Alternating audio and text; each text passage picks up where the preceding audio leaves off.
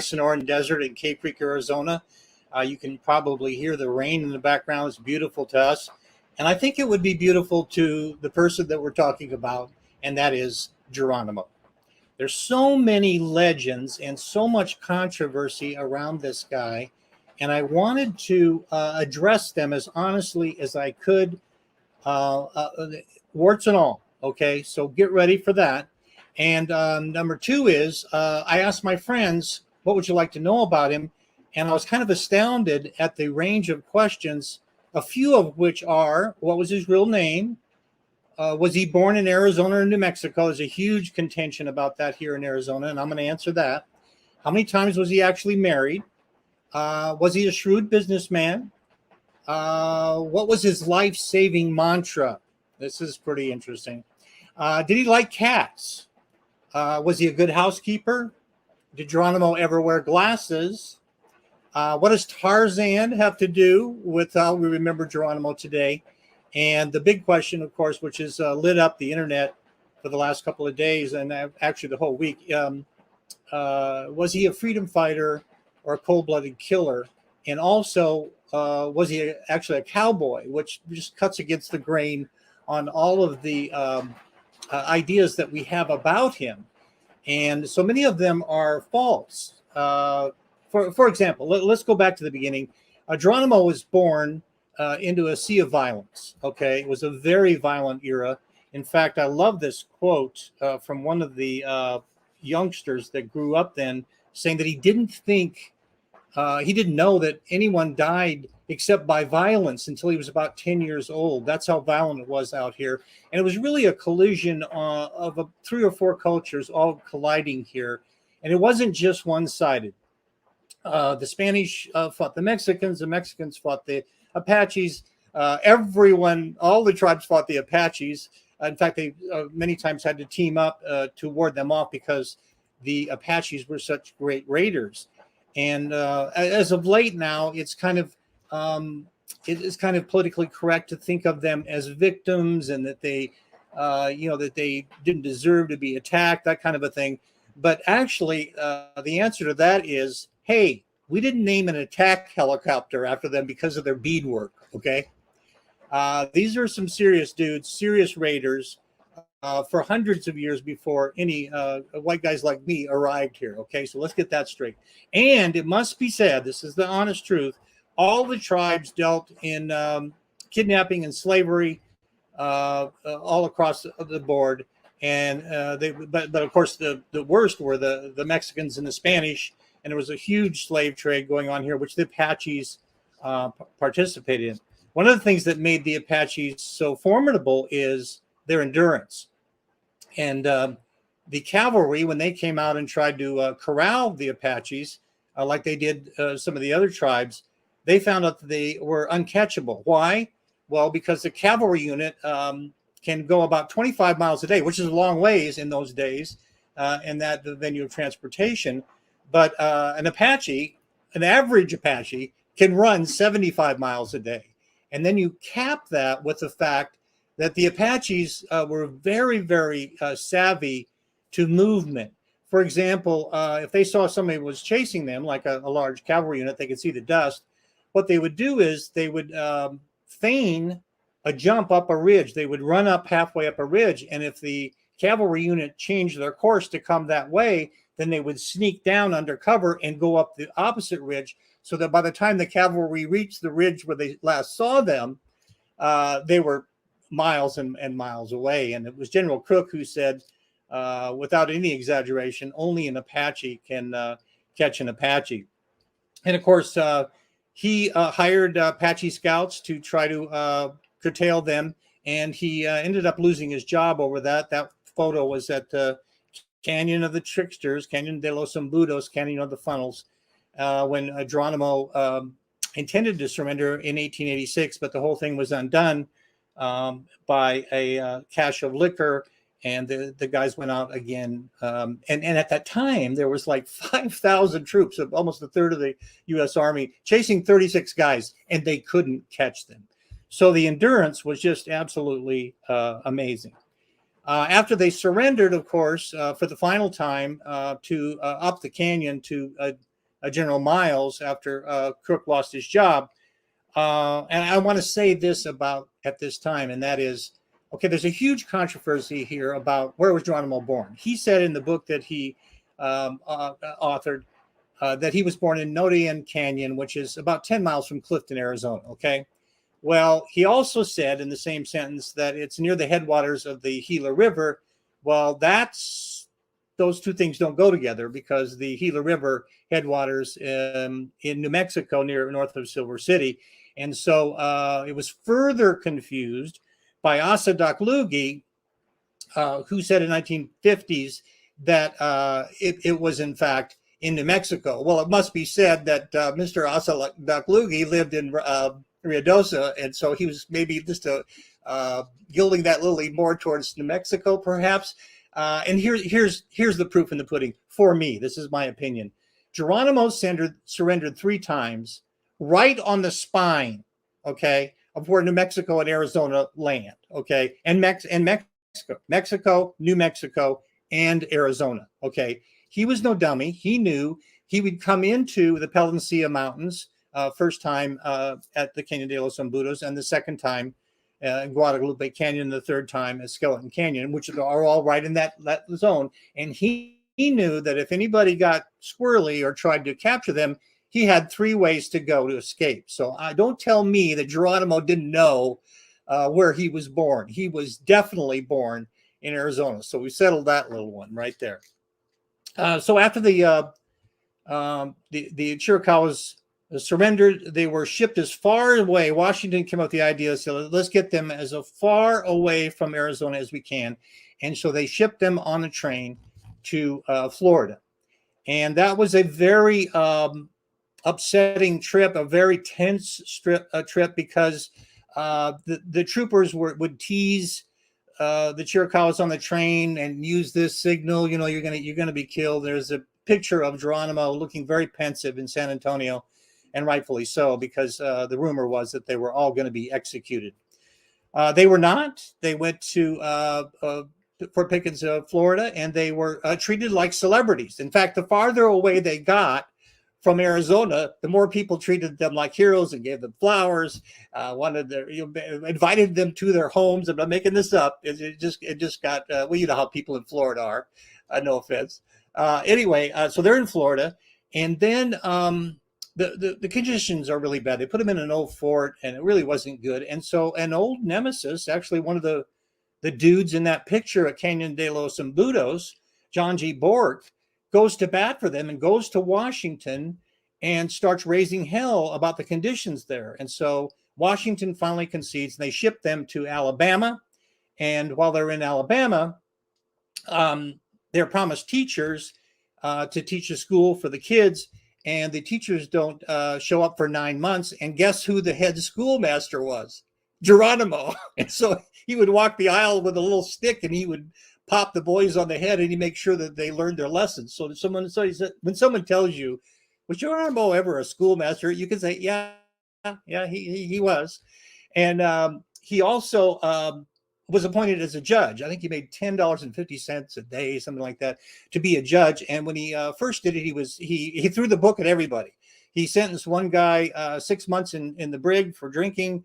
Another guy, life sentence, I think, for something that was very minor. And finally, with some tempering, he actually turned into a decent judge, so they say.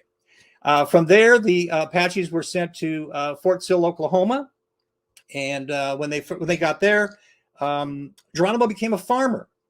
And there's a great picture of him holding his pumpkins. He was one of the best farmers in the region. That's him with his family. His favorite daughter, Eva, is in that picture. And he was one of the best farmers there were. And as you see, as we go on here, you're going to go, this dude is amazing. This is incredible. All the things you didn't know that this guy could do. Of course, he started going to fairs. He was being invited, and the War Department had to approve this. And of course, when he went to Louisiana Exposition, he had 2 armed guards with him at all times. And here's this old man. He's been a prisoner of war for like 10 years. But the fact that he had these 2 armed guards with him, I call this unarmed and dangerous. It just gave him a sense of of wonderful people just flocked to him, and once again they invited him to his house. He said, I was invited to everyone's house, they wanted me to come, and he starts making money. He's taught how to sign his name. George Ratton, who was the interpreter, who was an American, actually his parents were Britain, English, but he taught him how to sign his name, and so he starts charging for autographs. This is truly amazing. But the biggest coup is that he was invited to ride in President Teddy Roosevelt's 1905 inaugural parade in Washington, D.C. Now, this is the part of the story that I love. Okay, the War Department said, we want you to bring your horse, and we're sending you $171 so that you can ship your horse and be in Washington, D.C. by this date. So Geronimo shrewdly goes down to the bank in Lawton, nearby Fort Sill, and he puts $170 in the bank, keeps $1, and loads up on pictures of himself. And as the train goes to Washington, D.C., every time it stops, he gets out and he goes, I'm Geronimo. And he signs all these pictures and stuff, and people are flocking around him. And then he sells all that out, and then he starts selling the buttons on his coat, okay? And as he's selling the buttons on his coat, he gets back on the train, he opens up his suitcase, he pulls out a sewing kit, sews more buttons on his coat, and he does this all the way to Washington, D.C. When he arrives, the War Department meets him, and they say, where's your horse? And he said, I didn't bring it. You'll find me another one. So they give him a horse, and he rides in Teddy Roosevelt's parade with Quanah Parker. There were 6 of them, and they were supposed to be in the parade to serve as, this is the old school about the way the West was. And then the 7th Cav or some military unit was supposed to be the big thing. Well, here's the thing. No one remembers the military thing. Every time they turned a corner or came closer, the crowds would just go crazy over these the Native Americans and especially Geronimo. Now, a postscript to this is that John Clum's son was there at the parade, and he said, and this speaks to the final question we're going to answer today, and that is, he said to the president, why did you invite Geronimo, the biggest murderer in the United States? And Teddy Roosevelt said, I wanted to put on a good show for the people. Now, this speaks to a couple of things. One is, Geronimo almost hanged. Okay, his father, Clum's father, John Clum, captured Geronimo at Warm Springs, New Mexico, and brought him in to be hanged. And in the interim, had to leave. And Geronimo skated at the last minute and escaped hanging. But he was, from that period, he was known as a renegade, ruthless, a cold-blooded killer. That's just a fact. Okay. That's how he was perceived by people in Arizona, New Mexico, and certainly in Old Mexico. Okay. And let's cut ahead a little bit to what I want to talk about, because late in life, Geronimo was asked if he had any regrets. And he said, and this is a quote, I wish I had killed more Mexicans, end of quote. Now, by his own estimation, he killed between 500 and 600. We don't know the actual number, and we don't know how many of those were in battles or how many of those were soldiers. But one thing's clear, this is not Gandhi territory, okay? This is some ruthless stuff. And he also said that his bitter hatred for Mexicans was because they killed his family at Janos, Mexico. And that is true. In 1851, I believe it is, Janos got tired of all the raiding, and so they cut a deal with Mangus's tribe, Mangus Coloradus, to stop raiding if they would give them a stipend and a place to stay and give them food and stuff. And so the Apaches agreed in good faith, and they were there for some time. And they good to their word, they never raided in that area. However, they were raiders. Okay, that is what they were born to do. And so they went out one time into Sonora, the adjacent state, and did a raid, and then they did it twice, and then they started to do it all the time. And the people in Sonora did not like this, and their areas being devastated, and so they appealed to the military, and the military sent a expedition into Chihuahua, the neighboring state, to wipe out that den of vipers, is how they viewed it, okay, which they did. And Geronimo did lose his mother, his wife, and 3 children. So you can imagine how livid he was, and that he would have a lifetime hatred for the people who did this to him. The problem is that it was going on all over the place between all these the people, and here's the irony, is that the people who in Sonora saw those soldiers as heroes and patriots defending their homeland. So when people say to me, Geronimo was just trying to defend his homeland, I go, yeah, some of the time that's true. But tell that to the people in Sonora who lost their lives, lost their ranches, their homes, and relatives to this. So it shows how difficult it is to assign these sayings, or these really strong monikers to Geronimo and to his people. So after the Geronimo parade, the army decided that they were going to make ranchers out of the Apaches, and so they bought a herd in Texas, and they brought it to Fort Sill. And yes, Geronimo became a cowboy. Yippee-ki-yay, hey! And look at that. That's Geronimo. He became a roper. He was excellent at it. There's a famous photo of Geronimo and Naiche, who was the son of Cochise. They look at that. They're dressed as cowboys. That's amazing. Geronimo was in fact a cowboy, and you'll notice there that he signed that photo. Now, also at this time, Geronimo was being invited to more and more fairs, expositions, rodeos. In fact, he rode as far away as Omaha, Louisiana, and he would negotiate his price. And they wanted to pay him $1 a day, and he settled for $100 a month, which is more significant. And he started making, by his own admission, almost $2 a day, more money than he'd ever had. He also set up a little crafts thing for him at the railroad in Lawton. And so he would ride into Lawton from his home. He was not in there's a myth that Geronimo was in a cell for this whole time, and it was inhumane. No, he had a house. He had a house there, and we're going to talk about that in a minute, because that's where we get so many other insights into this amazing guy named Geronimo. But anyway, he would go to Lawton, and he never tied his horse up in front of the depot. He brought it around to the back and tied it to a box cart, because he didn't trust the white people. He knew they'd probably steal his horse. So he would sell all of his bows that he made, and then he would go downtown and at a cafe and have his favorite lemon meringue pie, and then he would have somebody buy him some hooch.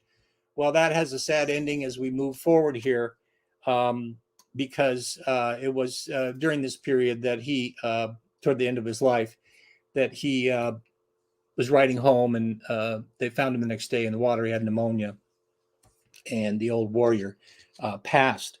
And so all this time now, we're up to about 1908 now, 1910, 1915, 1920.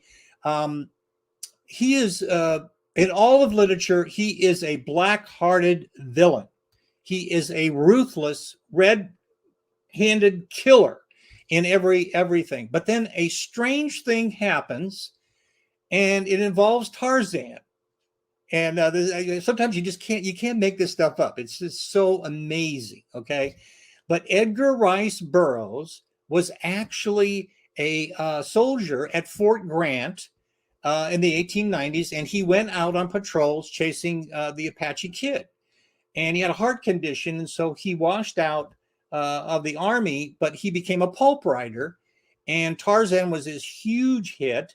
And he got it in his head he was going to write this story about the Apaches. And in his version, okay, he was going to do 3 books. He only did 2 because he was so disgusted by his editors back in New York, who kept on him because he was portraying the Apaches too sympathetically. And he finally gave up and said, I've had enough of this, and went off and did other things. But he created Edgar Rice Burroughs, the guy who created Tarzan. He created the idea that Geronimo was trying to do good for his people and that the duplicitous whites did him in. All right, this is 1927. This is really early. Now, it took longer for the movies to catch up. In fact, the last negative portrayal, when I was a kid, all the movie portrayals of Geronimo, like in Stagecoach and stuff, he's just a Tasmanian devil that has to be eradicated for American society to continue. Yada yada. You know that drill. In fact, the last negative portrayal of Geronimo is in a Disney film in 1960. Okay. And by 1962, it starts to turn. A lot of people, including Paul Andrew Hutton, who wrote the Apache War, is a great book. If you're really interested in that, you have to read that book. He wrote he talks about how they the turn was made, and it really probably came from Bury My Heart at Wounded Knee, the book that really kind of changed America's conscience and woke us all up to the fact that perhaps we weren't doing the right service to Geronimo or any of the Native Americans. At this point in the 60s, then in the 70s, the wheel really starts to turn. And all of a sudden we get from villain to freedom fighter. And so Geronimo turns into a freedom fighter, fighting the last fight to preserve his culture and people. And throughout the last quarter, even in comic books and everything, you get the fact that Geronimo was a patriot. In fact, in the U.S. government, which might easily be viewed as more of a Hippocratic view than a contrition, honored Geronimo with the 1993 postage stamp. And in February of 2009, the U.S. House of Representatives declared a resolution declaring him a, quote, spiritual and intellectual leader who led his people in a war of self-defense. So now we've made the complete turn, and we end up with him as a freedom fighter. And so kids that are young enough, they think that when we talk about him as being a cold-blooded killer, that is somehow racist, it somehow is false, and that's the wrong side of history. But the fact of the matter is that he was perceived as that, and you could really make a case that he was extremely violent in his youth. But all of that has been forgotten. Paul Andrew Hutton calls it historical amnesia. And we now have this character who is a freedom fighter, and he is, without a doubt, the most popular, the most well-known Native American in the world. Now, that is an amazing arc. And when you think that this guy who spent 28 years in captivity as a prisoner of war also became a businessman, okay, when he died, they went to his bank account in Lawton and they discovered he had $10,000 in the bank, okay, from all of this signing and stuff, all right?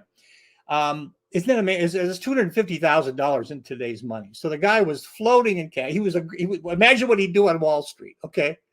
Now, here's one last little thing I want to tell you about, leave you with, because another artist like me, AEO, I have his name right here. I'll find it anyway. He wanted to paint Geronimo in the late 1890s, and so he went to Fort Sill and went to his house, and he gives us the most incredible insights to Geronimo I've ever read. And here's what he says.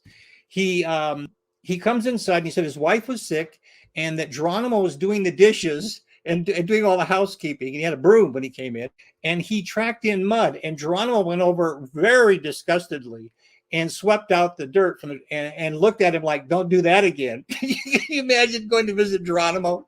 And he's like, don't you be tracking mud in here. He also, Bartlett is the name.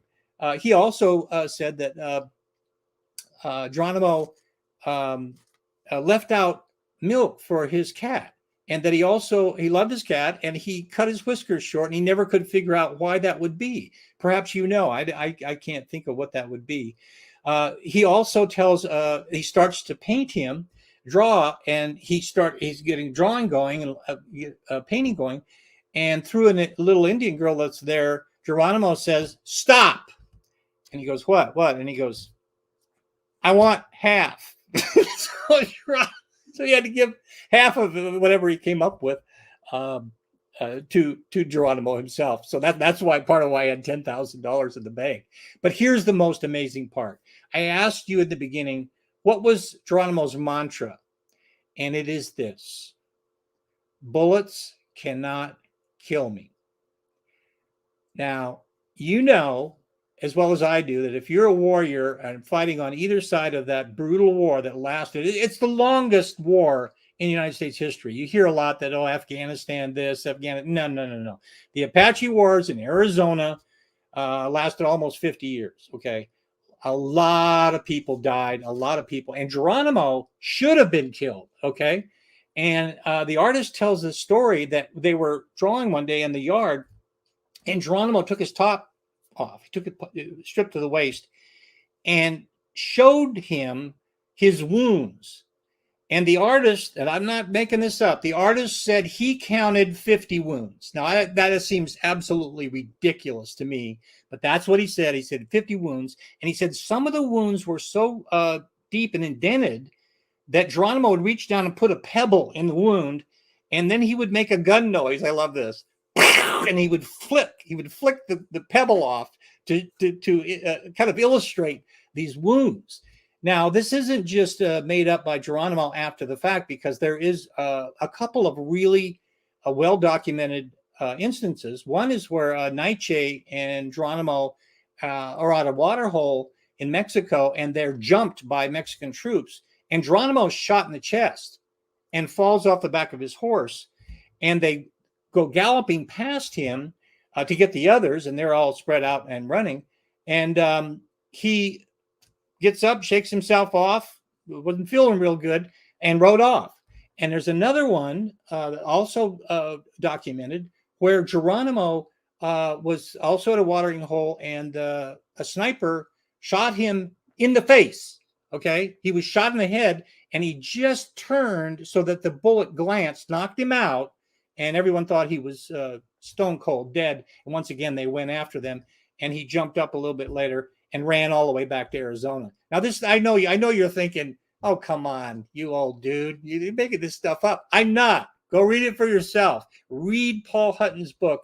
And if you're really smart, you'll get my book, because all of this is covered in there. And I have really great maps, okay? So that's basically, we covered all of the burning questions. He loved cats. He was a good housekeeper. Oh, by the way, he wore glasses. I have a picture in the book. In fact, Geronimo is one of the most photographed Americans of his era. Okay, we have no pictures of Cochise. We have no pictures of Crazy Horse. We have a couple pictures of St. Joseph, and we have a couple pictures of Sitting Bull.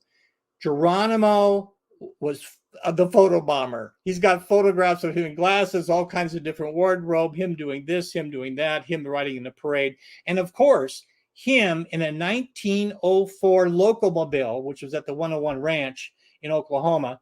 And that's where the song, Michael Martin Murphy's song comes from, Geronimo's Cadillac. Check out that hat. I dig that hat that he's wearing. That, I'm telling you, that guy was a showman.